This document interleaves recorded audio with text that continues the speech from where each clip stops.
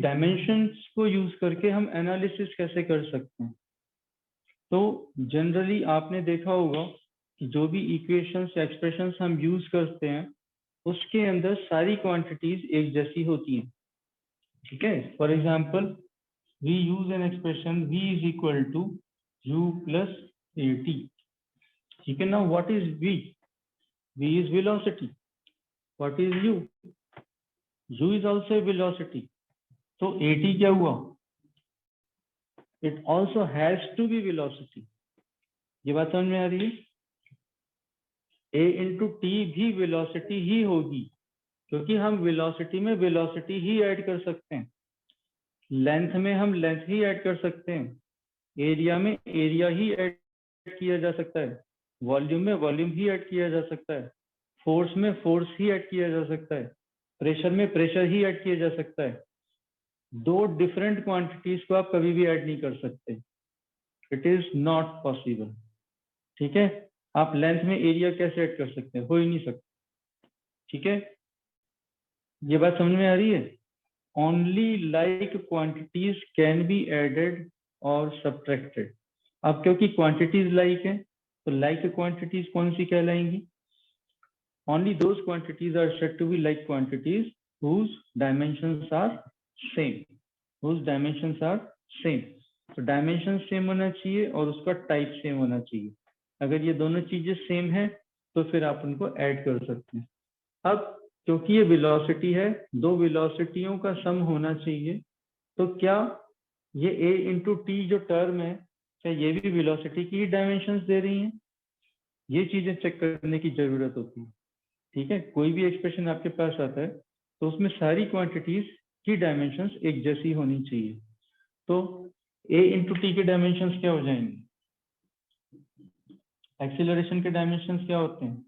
l t minus two, that is metre per second square, और फिर से time into T. तो इसको सिंप्लीफाई करेंगे, माइनस टू प्लस वन करेंगे तो क्या हो जाएगा? L T minus one, and these are the dimensions of velocity. तो velocity is equal to velocity plus velocity. तो क्या रूल बन गया ये? This is called principle of homogeneity of units. This is called principle of homogeneity of units.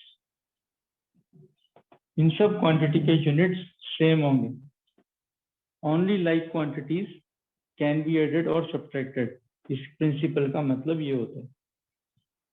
ठीक है, तो अब इस प्रकार से एक्सप्रेशंस अगर आपको दिए हो तो आप उसको कैसे चेक करेंगे?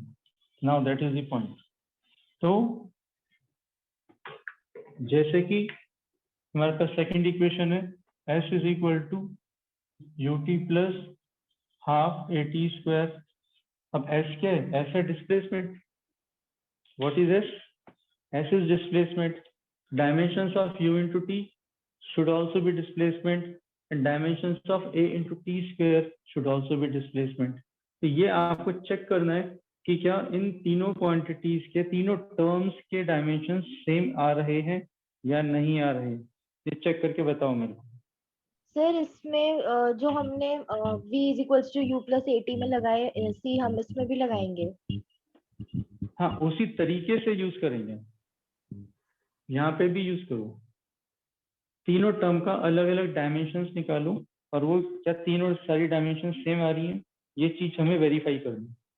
सर इसमें u की तो एल टी माइनस टू लगा देंगे, फिर t की t हो जाएगी, फिर plus half T one a का और t नहीं, टू। पहले यूटी करो, सिर्फ मिक्स मत करो।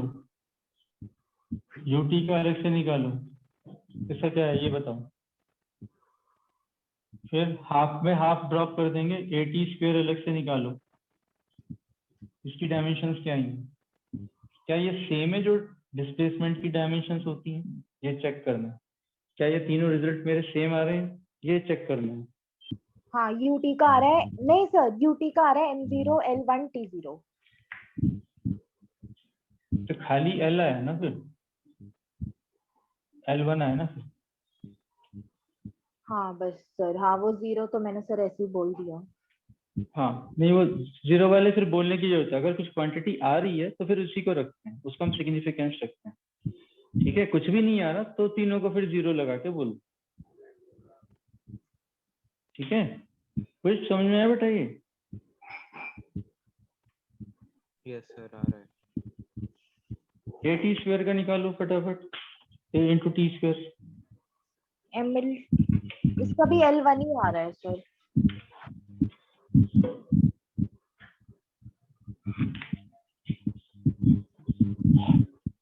L1 ही आना चाहिए, लेंथ में लेंथ ही ऐड कर सकते हो आप। हाँ length plus length will give you length only. Sir, तो ये तो पूरा लेंथ ही आना एक्सप्रेशन चाहिए। होगा।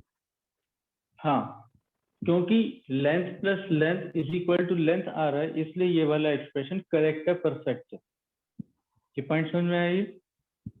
यस हाँ, तो that is how we check expressions dimensionally whether they are correct और नॉट। ठीक है,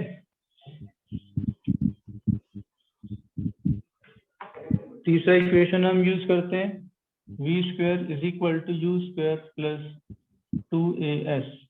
तो क्या ये भी मैच करते हैं? Are the dimensions of each term of this expression are same? ये चेक करो जल्दी से। तो v स्क्वायर के डायमेंशंस क्या आ रहे हैं, u स्क्वायर के डायमेंशंस क्या आ रहे हैं? सर, v स्क्वायर के L2t minus 2 है बेटा, L2t minus 2। L2t minus 2। ठीक है, डायमेंशंस सर, u का LT minus 1 बन जाएगा। स्क्वायर कर दोगी तो क्या हो जाएगा? L2t t1 अच्छा, t minus 2 L2t दोनों का तो स्क्वायर करोगी। अब 2as में क्या होगा? 2 तो कांस्टेंट है, उसको ड्रॉप कर देंगे हम। ठीक है, सिर्फ as की निकालेंगे। एक्सीलरेशन क्या हुआ? Lt minus 2 और डिस्प्लेसमेंट हो गया ln, ये भी क्या हो गया? L स्क्वायर t minus 2, ये भी वेलोसिटी स्क्वायर हो गया। ठीक है, तो velocity square plus velocity square is velocity square, तो ये भी डायमेंशनली करेक्ट होगा। ठीक है, अब एक बात बहुत इंपॉर्टेंट बता रहा हूं, ये ध्यान रखना। जो एक्सप्रेशंस डायमेंशनली करेक्ट होते हैं, जो एक्सप्रेशंस डायमेंशनली करेक्ट होते हैं, वो सचमुच करेक्ट हो ये जरूरी नहीं है। मगर जो एक्सप्रेशंस डायमेंशनली इनकरेक्ट होते हैं, वो करेक्ट नहीं होते, ये पक्का होता है। ये बात समझ में आई? Expressions which are equations which are not dimensionally correct are wrong equations. ये बात समझ में आई? मतलब जो But एक्सप्रेशन डायमेंशनली करेक्ट होते हैं, तो ऐसा जरूरी नहीं है कि वो हमेशा करेक्ट ही हो, पर जो इनकरेक्ट होते हैं वो इनकरेक्ट ही होते हैं। वो इनकरेक्ट ही होते हैं। ऐसा क्यों? ऐसा इसलिए होता है क्योंकि अगर मैं यहाँ 2 की जगह मान लो 5 लिख देता हूँ, अगर मैं यहाँ 2 की जगह 5 लिख देता तो ये मेरा इनकरेक्ट एक्सप्रेशन बन गया है। हमें पता है यहाँ पे 5 नहीं आता, 2 ही आता है, मगर डायमेंशनली जब मैं इसको चेक करूंगा तो डायमेंशनली ये करेक्ट शो करेगा, क्योंकि ऐसे कांस्टेंट्स को हम कंसीडर नहीं करते। क्या ये पॉइंट समझ में आ गया? Yes sir. कि ऐसा क्यों हो जाता है? ऐसा इसीलिए होता है, कांस्टेंट्स कहाँ पर आएंगे, कितने आएंगे, डायमेंशनल एनालिसिस में इसकी नॉलेज नहीं मिलती है हमें, मगर ये जरूर मिलती है कि डायमेंशनली एक्सप्रेशन करेक्ट है या नहीं।